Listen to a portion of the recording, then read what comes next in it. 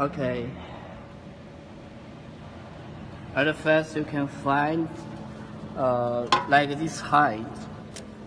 The distance from here and to here, the height is 160, 170.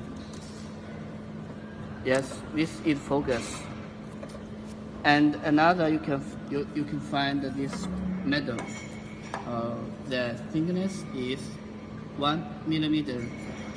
Then you can put on the focus.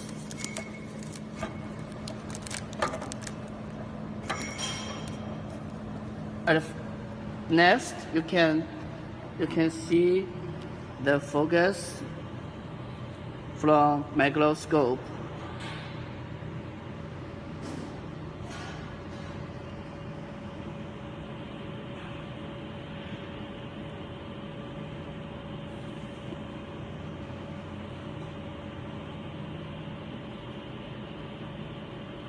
Yeah, it's clear.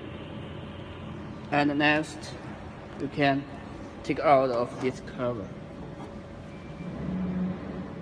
Take out this cover. Then, did you see this button? Did you see this button? Turn off the light of the microscope.